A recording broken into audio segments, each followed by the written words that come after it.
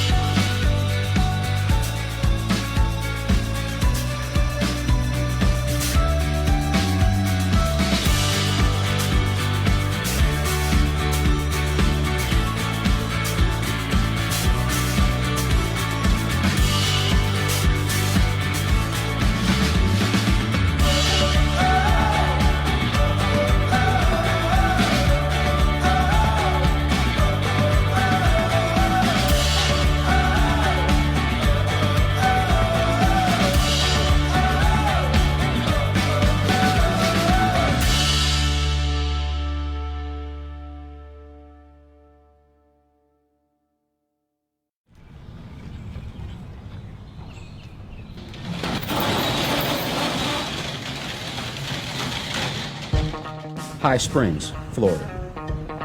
Population, 5,941 people. Located just south of the Santa Fe River. Home to springs, caves, and divers. Home to housing. We are small-town America. We have big hearts, and we take pride in the work of our hands.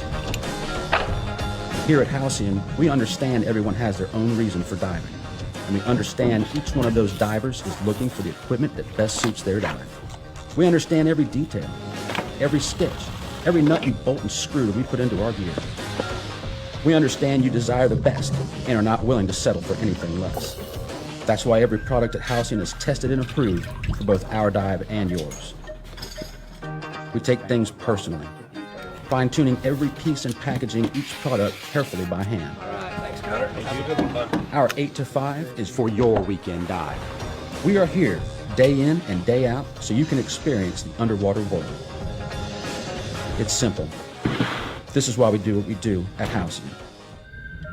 Because, just like you, we understand underwater.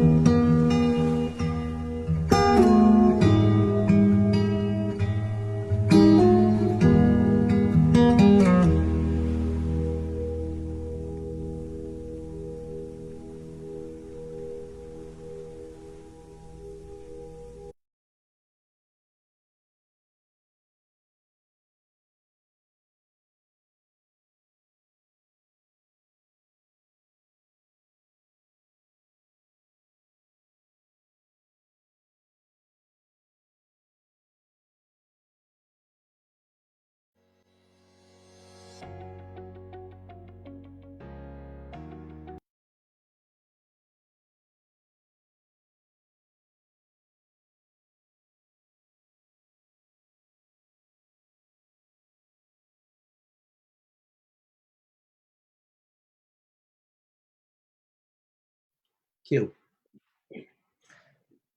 Hi, everybody. Welcome to our next live webinar.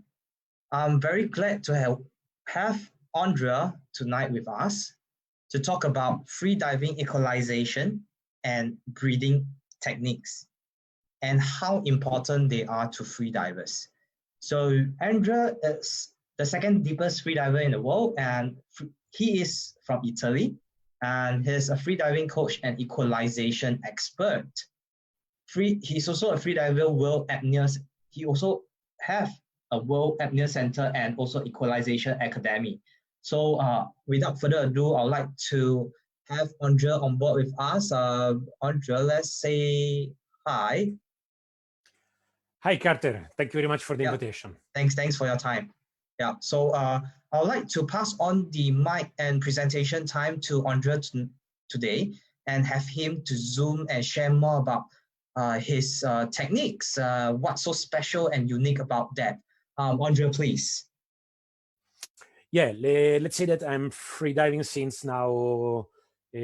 2006 when I started. Before I was a scuba instructor, and then from scuba instructor I switched to freediving.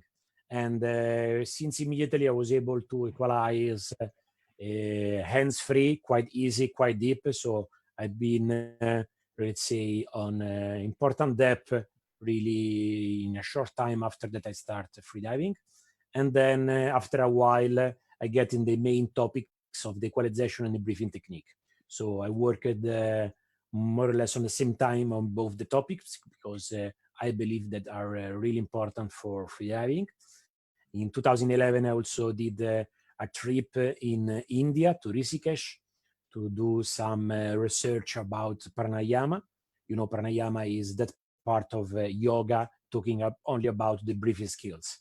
So, and I also wrote a book in Italian languages about my trip with my wife, and we did a photo report and the report of the pranayama skills adapted for freediving. Because a lot of people, they already bring it. I mean, probably the first one was Jacques Mayol to bring pranayama in freediving. That's definitely better than anything else, and that nothing else. But I mean, has not been developed for freedivers, the pranayama skills. So I decided to do some adjustment for our needs.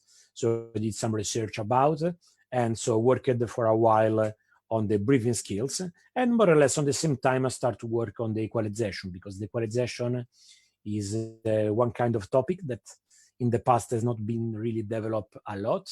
Also because almost of the deep freediver, they used to equalize natural without be really conscious and aware of what they used to do. And in that situation is difficult to teach. Instead, I decided to create Equalization Academy, that is the first didactic about the equalization. And then I created the courses now together with Dan Europe to teach equalization either to scuba diver, to free diver, and to people that their problem with equalization on the airplane, or like the people that they get medical treatment daily in the deco chamber.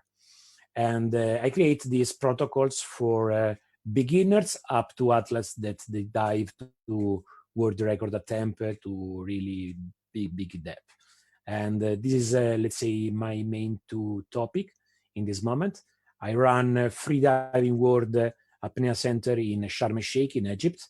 That actually is locked, like many countries worldwide, but we are waiting that the limits of the European and the worldwide countries, they are going to be open again to start to work again with our center. So let's say that I share my time during the year between traveling. I supposed to be in Singapore for the ADEX and for some workshop between Singapore, Japan, Korea in the last couple of months, but due to the coronavirus situation, it was impossible to travel. And I have to admit that I discovered personally this approach of teaching that is through the webinar.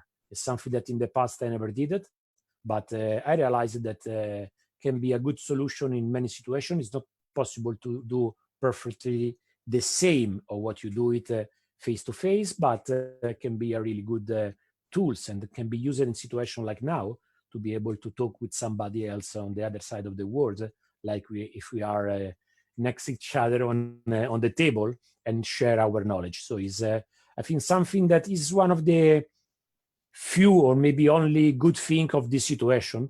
We understood the potentiality of this kind of technology that personally, but I saw that on average a lot of people in the past didn't use to the 100% like we are doing in this situation where we need it. And I believe that in the future we will keep using a little bit, because in some situation it's probably cheaper to put 20 persons together in front of a computer instead to take a plane, fly on the other side of the world just to provide some workshop. So it's going to be a really good tools to spread the knowledge in every sport, but we are talking about freediving. Now, if you want, we can talk about a little bit about the breathing technique. I worked a lot on this topic because I believe that is really important for freediving. When I teach personally beginning course, the first hour of theory and practice is only about the breathing skills. So I'm not talking, I don't used to start talking about how to hold the breath, how to equalize or anything else, but usually my first hour is just lay down on the ground, taking awareness of how we used to breathe and how we can breathe for freediving. Just to don't make a 2-hour lesson, but just to make a summary, I think that mainly we have two different way how to breathe.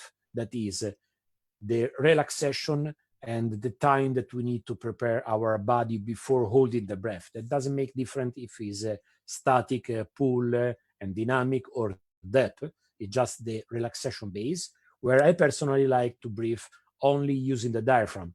So what we used to call the belly breathing technique, and adding the control of the time of the inhalation and exhalation, because thanks to this control and thanks to the ability to breathe only with the belly, we can arrive to bring our body to the minimum of the energy and oxygen consumption and prepare our body to the best, then later to take the last deep breath and to hold the breath longer.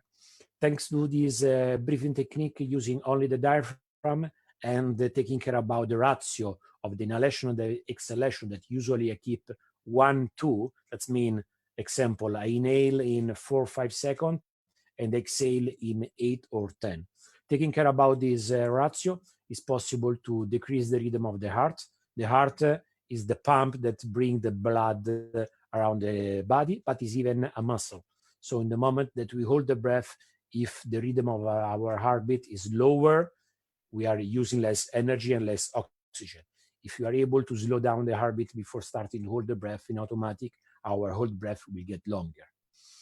Plus, I need to be careful about the energy consumption while I'm breathing, because I could breathe only using the diaphragm, and so that's mean the belly, or only using the chest, or using both. But my point of view is that if I use only the chest, the muscles involved are more than the muscles involved when I use only the diaphragm. The amount of air that I can inhale and exhale is more or less the same. And while I'm totally relaxed before go for a deep dive, the metabolic oxygen consumption is definitely really low. So I don't need to inhale and exhale a lot of air. Doesn't make my preparation better. What is the best is to find a good average between breathe less than is possible to spend less energy, and give to my body the amount of air and oxygen that is enough for the needs on that special moment. Because if I breathe more, I don't take more oxygen. So that is one of the wrong idea that sometimes we used to have in freediving. If I ventilate more before diving, then I can hold the breath longer. This is valid only for the last breath. But for all the preparation, I try to find what is the minimum amount of air for the metabolic oxygen consumption of my body in that specific situation. So, and that is something that we can develop thanks to the training. And it's something that we can get the real benefit only thanks to the training. Because if I take someone that is a totally beginner and I explain how is working this breathing technique, and I tell, okay, look, if you breathe in this way, then your heartbeat will decrease and you will be more relaxed. Probably will not happen, because we breathe totally unconsciously since the moment that we come in this world, and we normally don't control our breath, we just breathe. And we get used to that way to breathe.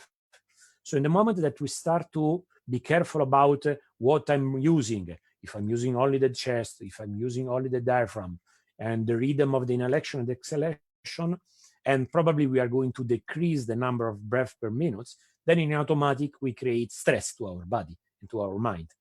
So we need to train dry the breathing skills, so our body and mainly our mind will get used to this kind of breathing technique. Then finally we will get the real benefit of this breathing technique. And it's a little bit tricky to explain, but what I realized in my life when I started freediving, when I started, when I was beginner, the instructor explained to me this basic knowledge about breathing technique. And I try a little bit. I didn't felt any changement in my dives. I was feeling a little bit uncomfortable following these rules on how I supposed to breathe and counting the inhalation and exhalation. And then I make a stupid process in my mind. I thought, okay, I'm diving already in 70 meters, 60, 70 meters, and I'm not following all of this bullshit. And my instructor is doing all of this and dive shallower than me. So all of this is useless. That was the final idea of my mind. But only because that instructor was not able to explain to me how long I need to train to finally get the benefit of this kind of breathing techniques. So it's not enough just to explain, do it, and it's working. No, explain, train, get used, and then finally get the benefit of this breathing technique. So it's really important to understand that freediving is not only what we do it in the water, but the training is not only try to go to hold the breath longer than you can, or to swim longer than you can, or to dive deeper than you can. But in freediving, we have training about the breathing skills dry, and are weeks and months of training. I'm still today training on the breathing skills. So there is not an ending point where you say, okay, I'm arrived here now, I don't need any more. A freediver, for all the life, he will need to keep training the breathing equalization and the breathing skills. Like the equalization skills, I started to work on the dry equalization skills to understand how was working the organs involved in the equalization. I created skills to simulate the equalization during the deep dives. And then I was keep doing this training up to the last record that was a couple of years ago, when I dove in 185 meters. And during the preparation of the dive, 2 years before I was already diving 175, the training was not only jumping on the sled and try to dive deeper than I can, but was again several months of breathing skills, dry, to increase also my lungs capacity, was breathing skills to increase the control of my glottis, and was equalization skills to simulate the deep dives. Also because we need to understand that in my case, on the No Limits, the organization of a deep dive is not something easy to organize. It's quite expensive. A lot of people involved. It's not only a couple of person in the water with a sled, okay, because then become too dangerous. I need all the team when I'm diving so deep following me. And so it's quite, let's say, each single training section is expensive, much more than a constant dive. So you cannot develop your ability only during the dives. You need to develop your equalization ability also thanks to the dry skills. So there are tools like I use in the last years. These tools is called Eco Tool has been developed from an Italian company, UBA project. And thanks to that one, I can simulate a dive in 100, 150, 180 meters just sitting on the sofa at home. And it's amazing because that's I can repeat several times in one day. Instead, when I go in the water, I can do one dive and then I need several days of rest. One dive, 7 days of rest. In that case, become really, really difficult, the training. Instead, thanks to these tools, the briefing and all the rest, has been possible to do the dives. That's, if you want, I'm going to show you in this moment.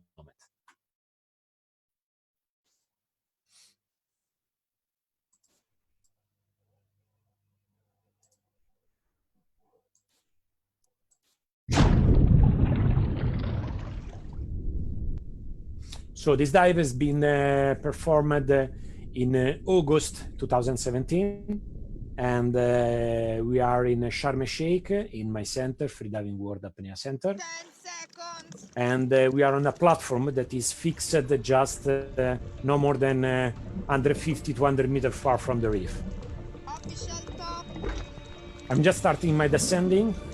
The sled has been designed by myself, thanks to almost 10 years of experience on the sled dives. 20 meters.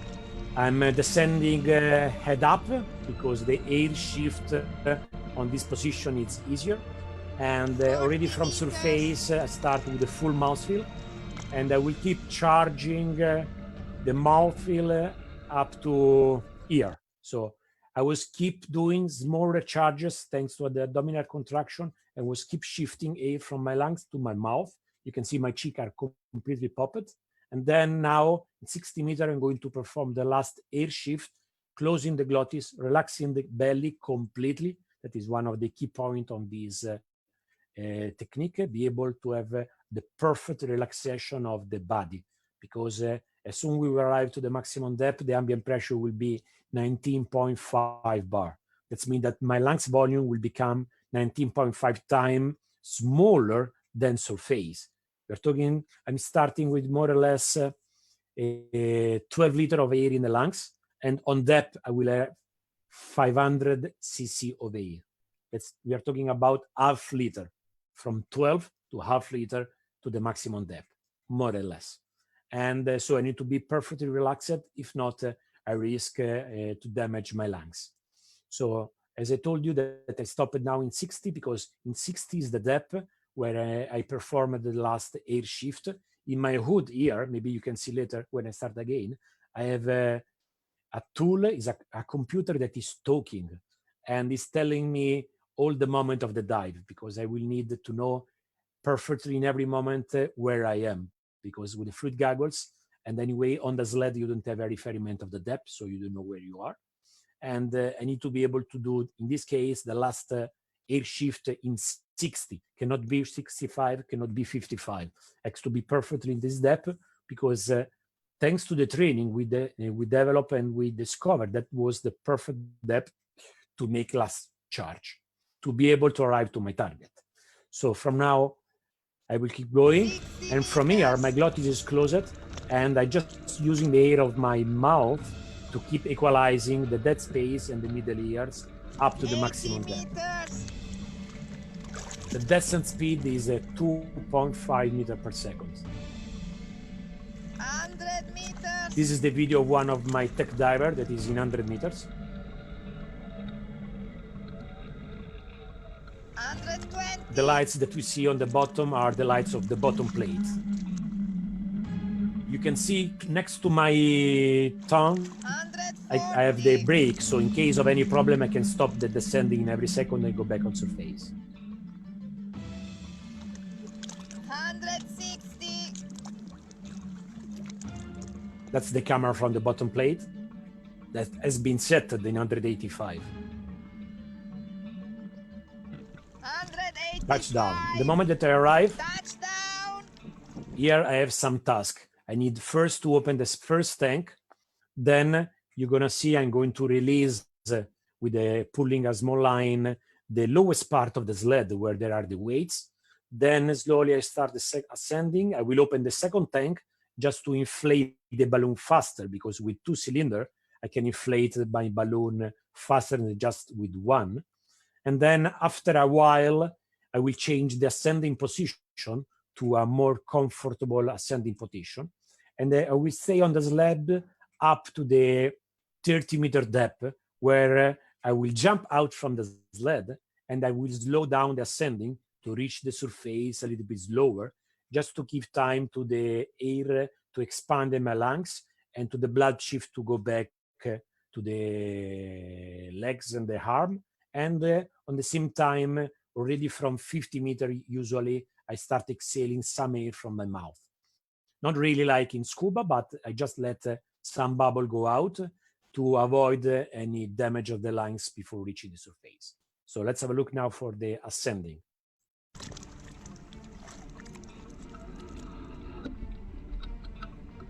As you see, in the end, I'm spending more or less 5-8 seconds to the bottom. Then I start in the ascending.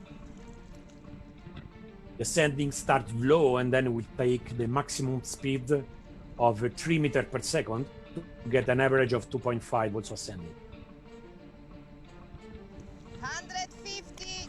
Now I'm closing the two tank just to avoid that the two tank they going to be flooded from the water. And in a while you will see that I'm going to change the ascending position. Like this, I'm more hydrodynamic and I can be more relaxed.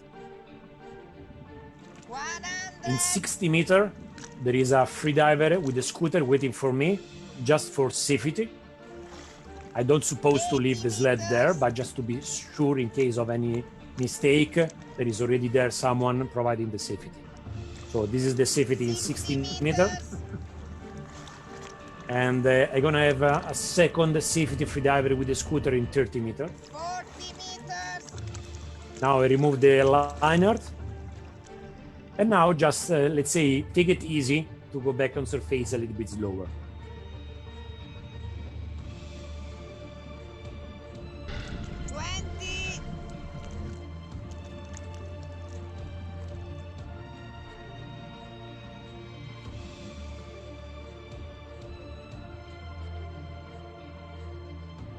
You see I'm blowing out some bubble.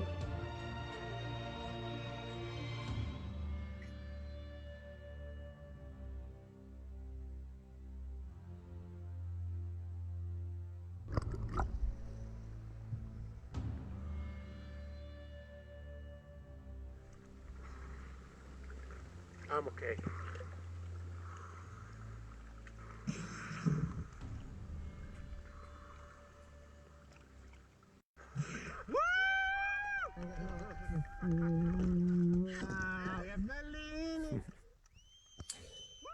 As you can see here, I changed a little bit the name of the discipline from no limits to my limits, because the target of the season was to dive in 200 meters.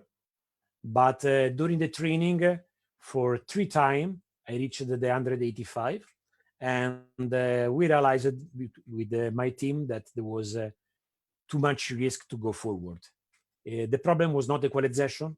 The problem was not the whole breath, because I could hold the breath longer. I didn't have any problem to the lungs, but one of the main problems was the narcosis. Like in scuba, also in freediving, when we go so deep, we can have a narcosis problem. And for me, be able to do all the tasks, like open the tank, release the weight, open the second tank, start ascending, leave the sled in the right moment, was really difficult, because the narcosis is that feeling like if you are completely drunk.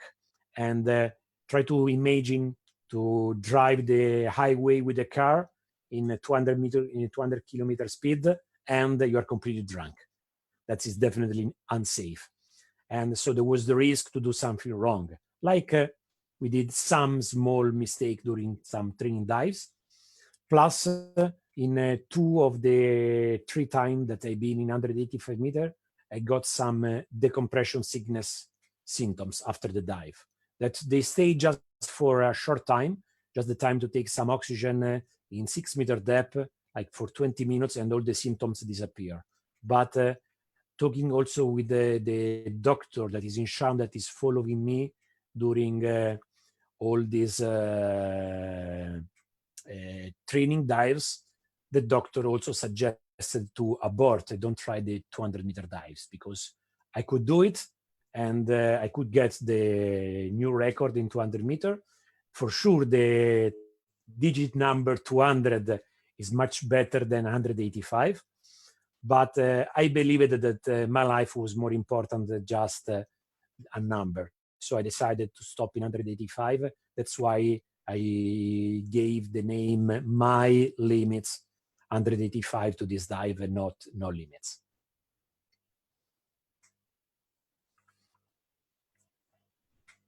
Nice. Thank you, Andrea, for all the insightful presentation and your insightful explanation and your experience behind it. I have some question from the audience.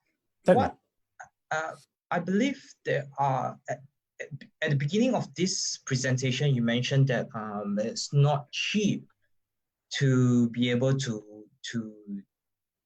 do free diving record because of the team that is on standby, the safety team, and the big majority of the equipments used.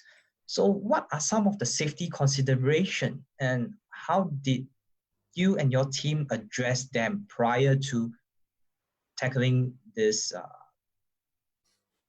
free diving sports? This question is by Jonathan Chong. But look, I've been lucky to work in my center, and before I was unemployed, then became my center, and we used to do no limits, starting from use the no limits for shallow dives. And my first no limits record was in 2009 when I did 120. So since 2009 to 2017, in almost 8 years of experience, we keep diving and diving and diving and diving. So the sled gets always more optimized. We face small problems that have been solved while we were still doing shallow dive, not really deep dive.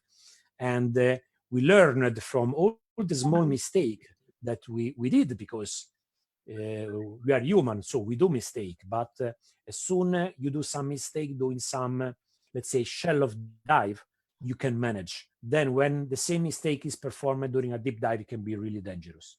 So thanks to the, let's say, never-ending use of our equipment, we create a proper protocol, and we understood where to place the safety, how to organize everything, and the amount of people that you need in the water.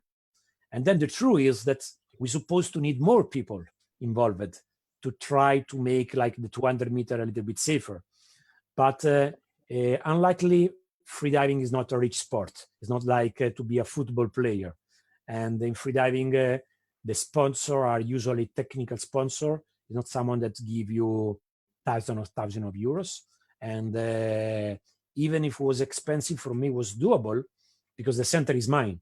So you understand that for myself is everything cheaper than everybody else coming from outside. And having quite often freedivers training with a sled, sometime I have the setting ready, the guest, the freediver come, pay, they do their dive, and when they finish, is everything set. So why not jump on the sled and make a deep dive? So for me, it's easier to combine the work and my training. And that make, let's say, my adaptation to the depth and the habits to use the sled easier and easier. And this is what probably is missing in almost of the other deep freedivers, because I'm sure that athletes like Alexei, they can dive to my same depth or maybe even deeper, or maybe many other freedivers. But it's not so easy to have this kind of setup ready to make this kind of dives. So I've been lucky to work in my center and to be able to make many deep dives. I mean, I never counted, but probably in my logbook I have more than 100 dives below 100 meters. So, and all these kind of dives, they make experience. They make experience on the equalization. They help you to find a perfect way how to take the last deep breath. And thanks to this amount of training, I'm able to find my mind setting and relaxation during the deep dive. Often one of the questions that I got is, what is your mental relaxation, what you do it, if you do visualization, if you do meditation or this kind of thing for your deep dives. And I know that is unbelievable, but I don't do anything of this. I don't do visualization, I don't make any meditation. For me, the peace mind setting is thanks to the training. I mean, before I arrived to do the 185, I did in the same season many times 100, 120, 130, 140, 150. And thanks to the result of all these dives, then in the moment that you go for a new depth, you don't try a new depth, you just go to do it. I don't know if you remember the movie Star Wars, where Yoda say, there is no try, there is do it or don't do it. And this is a little bit for me the approach before going for a new depth. If I go for a new depth, it's not because I wish that I'm going to be able to do it. I go for the new depth because thanks to the training that I did before, I know that I'm going to be able to do it. And if like happened during the training to arrive maybe a little bit short on the equalization, okay, stop. There is something that doesn't work perfectly. Let's make some step backward. Let's fix. Let's go back to the new depth, comfortable with equalization. Then finally try to go deeper. And this is, I think, that is one kind of approach that I used to teach to everybody, not only to the deep athletes, but also to the beginner. Is wrong to every time that you go in the water, try to set a new PB, a new personal best. What is important is to increase the comfortable zone, to go for a new depth today, okay. Then the next time, repeat the same depth and try to feel more comfortable. Because every time that you go for a new depth, there is a tiny stress. But if every time that you go in the water, you go for a new depth, then you're constantly stressed. And then you stop enjoying freediving. And instead, for me, it's important, even when we are talking about competitor freedivers, to keep working, to keep enjoying what you are doing. So it cannot be only stress. You need to dive and enjoy what you are doing. So new PB, there is a tiny stress. Then as soon as you repeat the same depth once, twice, 3, 4, 5 times, then after 5 times that you perform the same depth, there is not anymore any stress for that depth. And if you need to add few meters, 5 meters, on the sled sometimes 10 meters, you're not stressed, because you know that if for 5 times you did that depth and you've been comfortable, why 10 meters more should become uncomfortable? And this is what is for me the mental approach. And that's why I don't need meditation, I don't need visualization.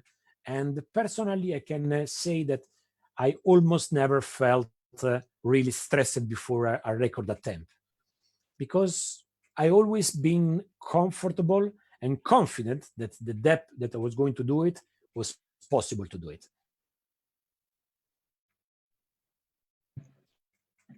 Thank you for answering. I believe you answered Nora's question in your previous sharing. So this is a question personally from myself. I've tried to freedive. I mean, I do not have prior training, but I've tried to freedive to retrieve something that I dropped sometimes from scuba diving.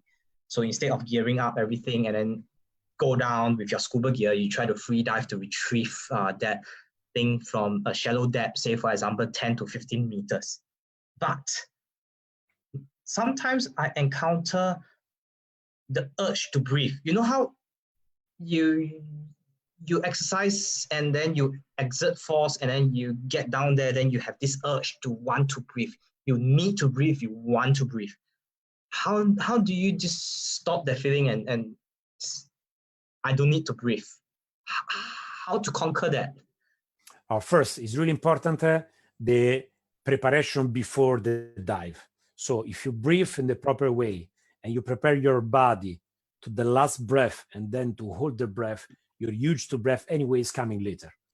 If you are just in surface and you take few breaths and then you start going down with just the target to reach the bottom to take what you need to go back, and you didn't give time to your body to completely relax, then for sure your huge to breath is coming much sooner or what's supposed to be.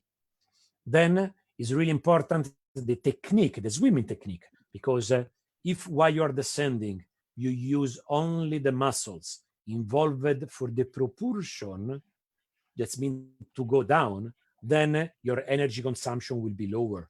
But if you're not an expert and you don't know perfectly how to swim and how to relax your body, then in automatic, your oxygen consumption, energy consumption will be higher, and your huge to breath is coming sooner. What I believe and what I teach that is important, the breathing technique, the equalization technique, because it's not important only if you've been able to equalize or not to one certain depth, but again, how much energy you spend to equalize to that depth. Because let's say that I'm teaching a beginner that is diving in 20, 30 meters.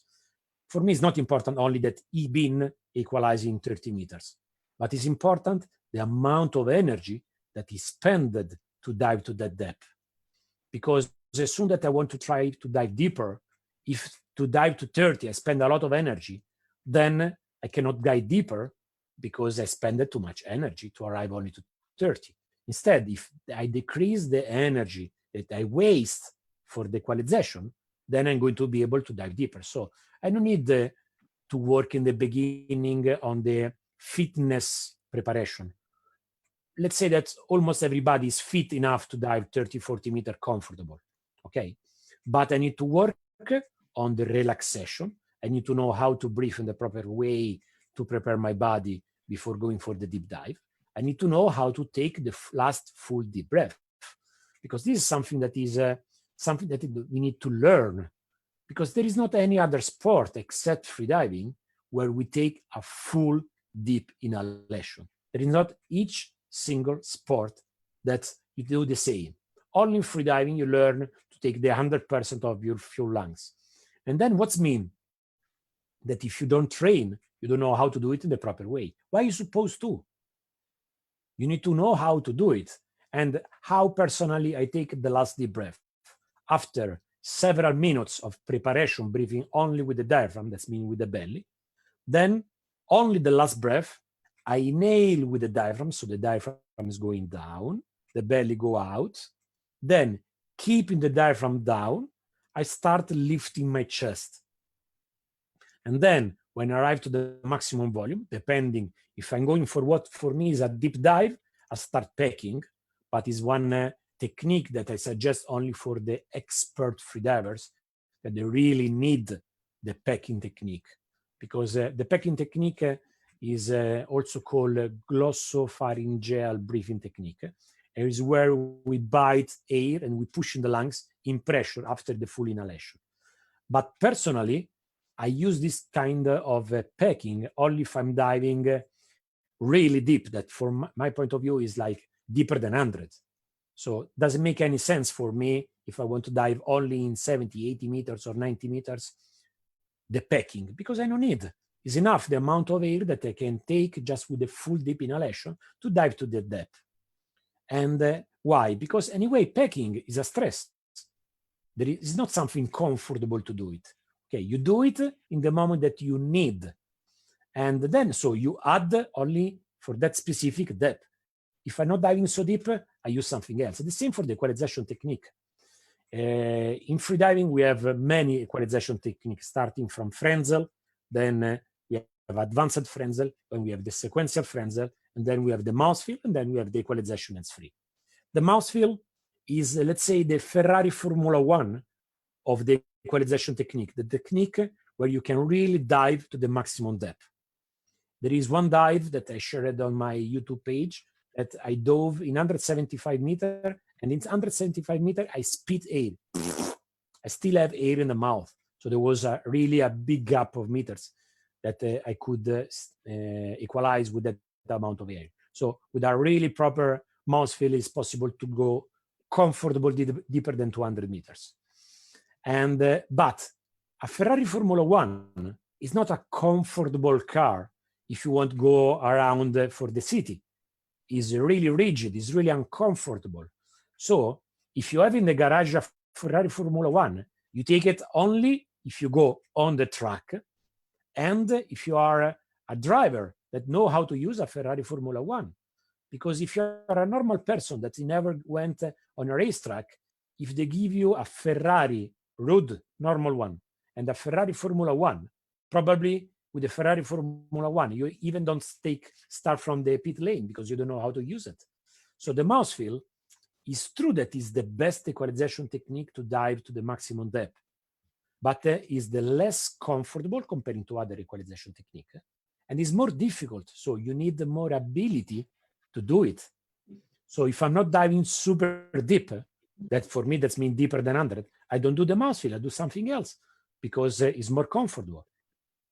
So I hope that you got the example with the car.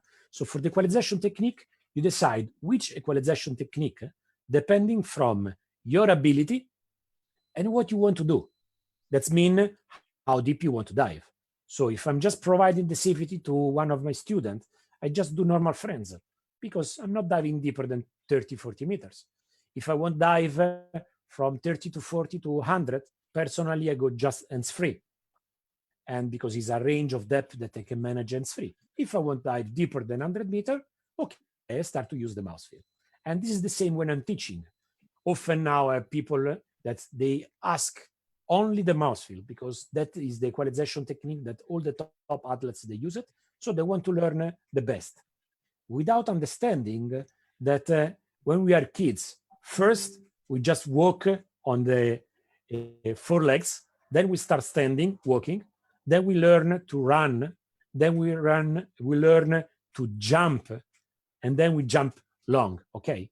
We cannot go directly from walking 4 legs to make a long jump without anything in the middle. So the equalization technique is something that we need to develop step by step, and depending from our ability and our needs, arrive to different equalization techniques. That's interesting sharing. I have another question. Different dive sites brings different challenges. So maybe when you dive at the Red Sea compared to a river, when you're free diving, even water temperature, right? Sure.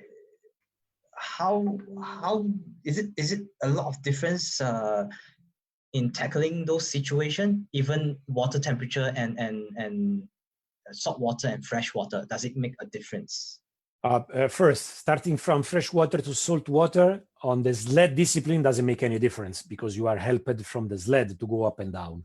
So even if there is more effort ascending in the fresh water, if you are on the sled, it doesn't make a difference. Instead, on the traditional discipline like constant weight, free immersion, or constant no fins, if you're diving in the fresh water, is harder. That's why usually the records are shallower than in the salt water.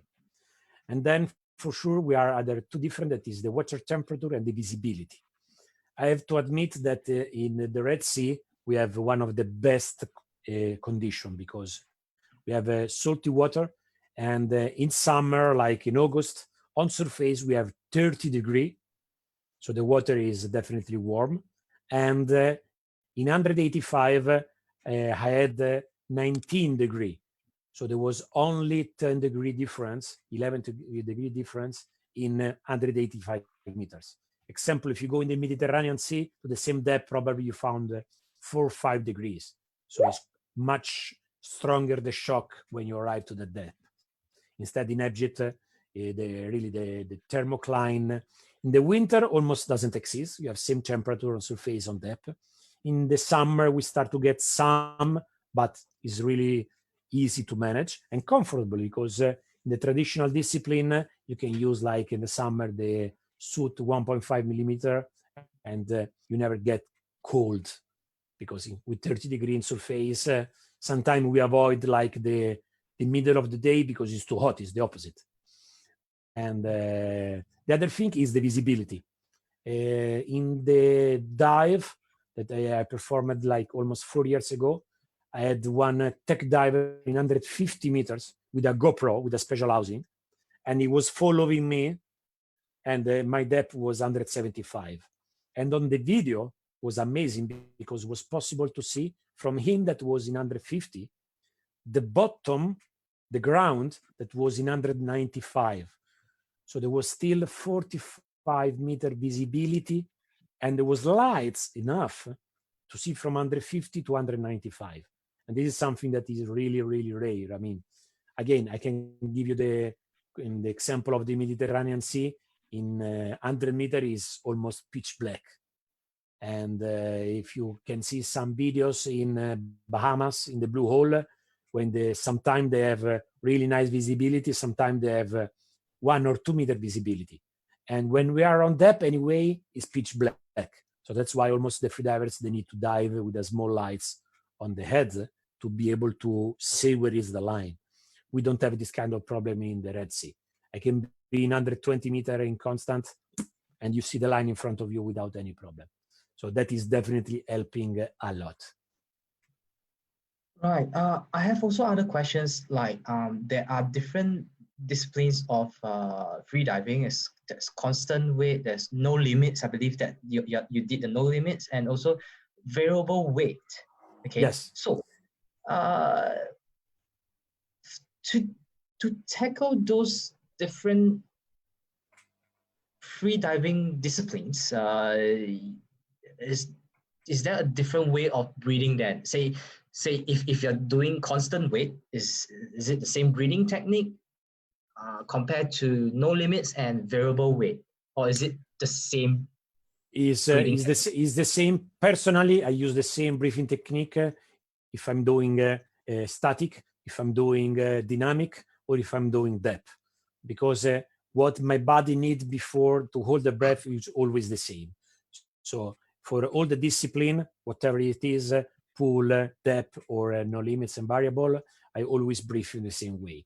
But as I told you, is several minutes of preparation, breathing only with the diaphragm, just to bring my body to the minimum of the, that's called metabolic oxygen consumption. So the minimum that we can spend of energy just to survive, okay? And that is the perfect situation, just to arrive to that situation. And then the full deep inhalation. Because in the end, in all the discipline, more air you inhale, more oxygen you have, longer you can hold the breath. And the only difference can be that on depth, I need to equalize. So in theory, I need more air. But it's even true that when I'm doing the static or the dynamic, when we arrive to do really important performance, more air, again, is more oxygen.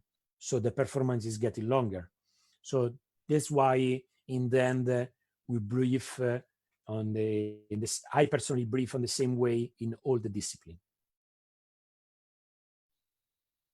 Okay.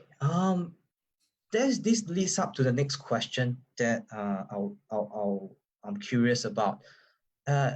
What are the training differences between no limits and the other disciplines? Like, is it the same training method used, or is it? No, it's completely different. For the no limits, mainly what you need is, let's say, a little bit of a whole breath, because the dive time in the end is not so long. If you saw, my dive was 3 minutes and a half. So for a free diver, this is not a long dive time. So you do some whole breath, even dry. And then I personally worked a lot on the breathing skills and to the stretching of my chest, because I need to increase my lungs volume. Look, I have something to show you.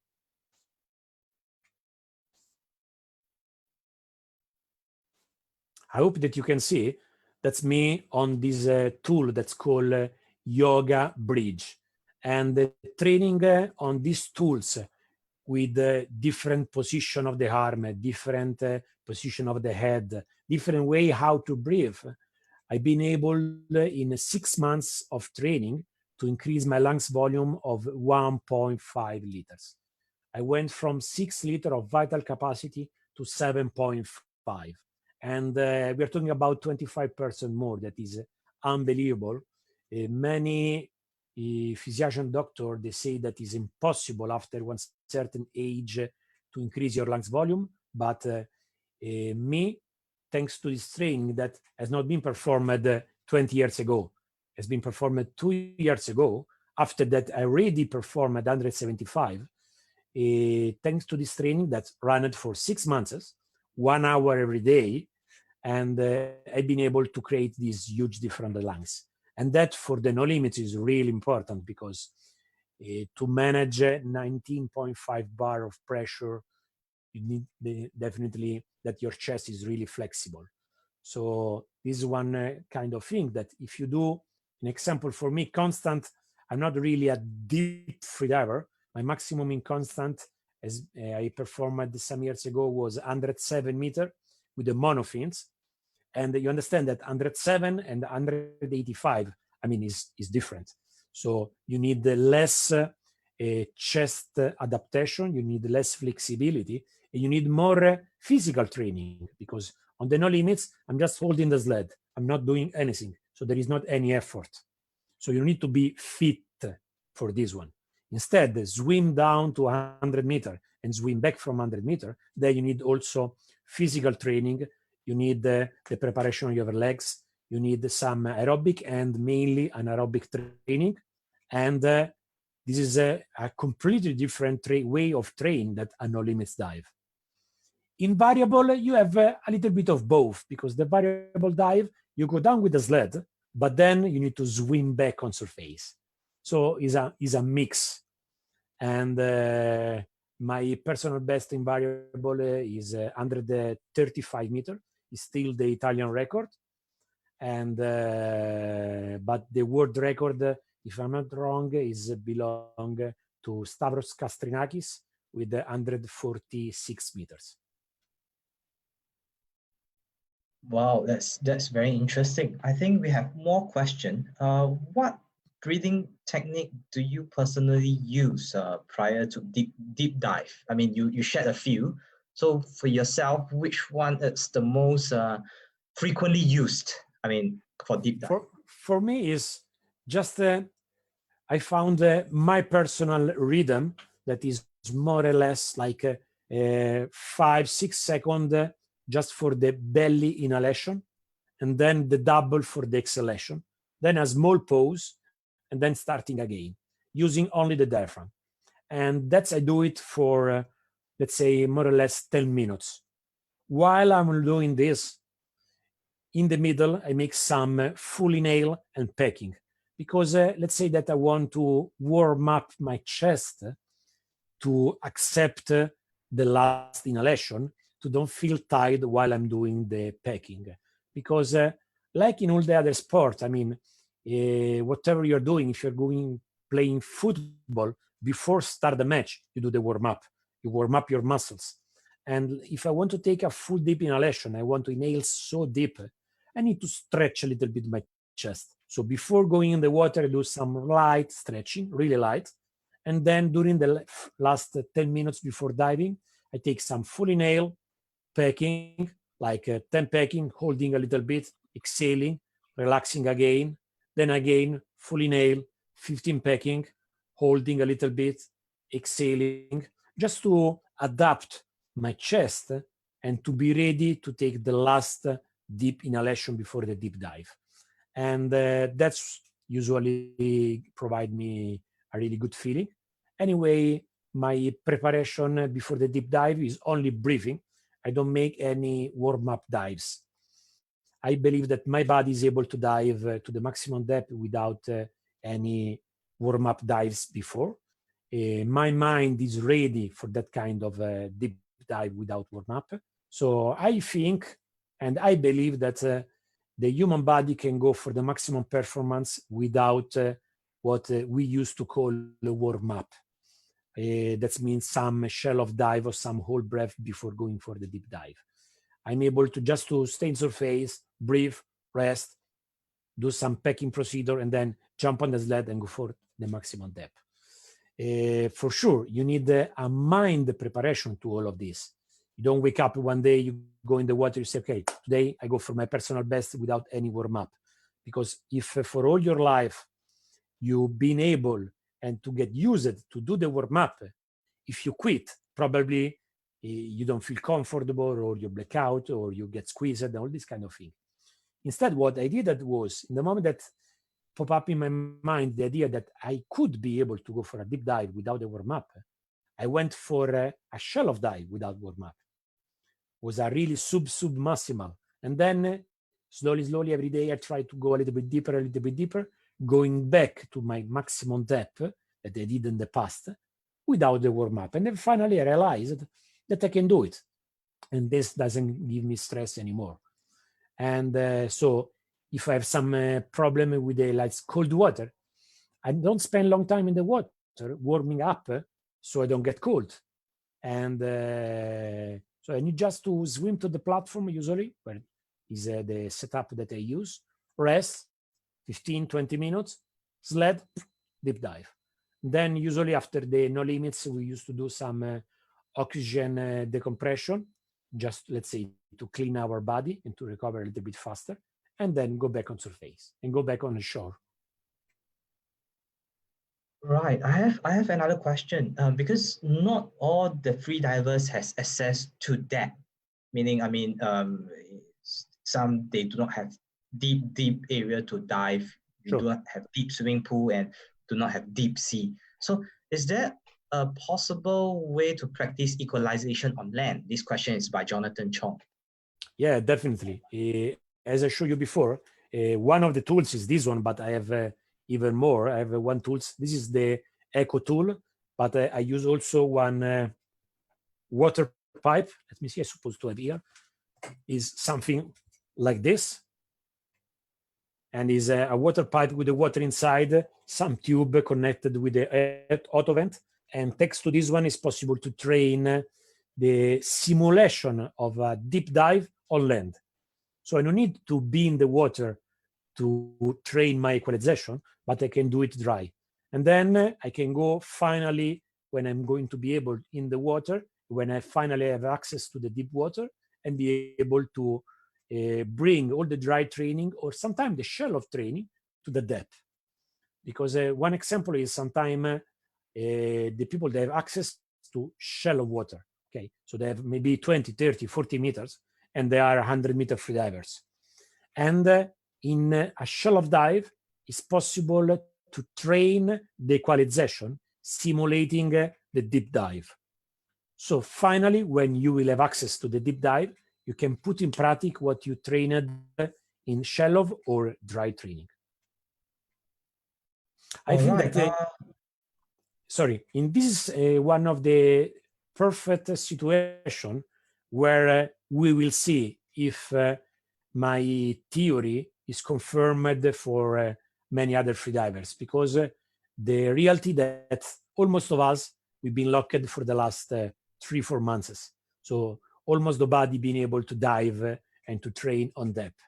And as soon that now, soon we are going to be able to go back in the water, in a short while we will have some competition.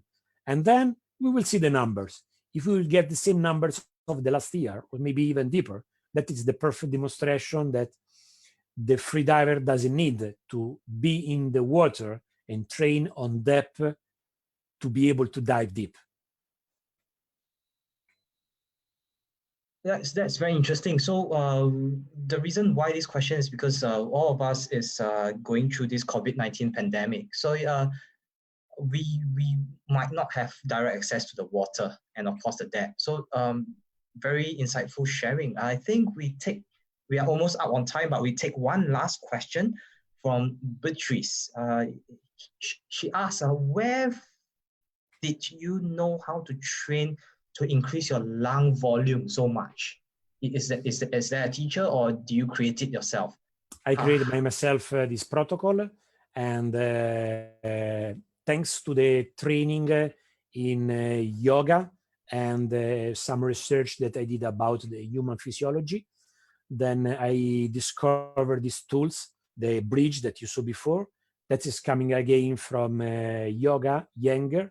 This was one really famous yoga instructor, and has been a little bit adjusted. His bridge was much longer. This one is shorter and is more also easier to carry, and is a little bit harder than the original one.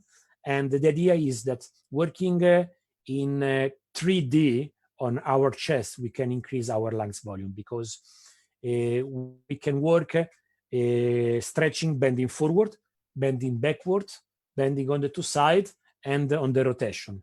Thanks all this kind of stretching, we can increase our lungs volume. I did some tests with a specific machine in Italy that was able to measure my spine.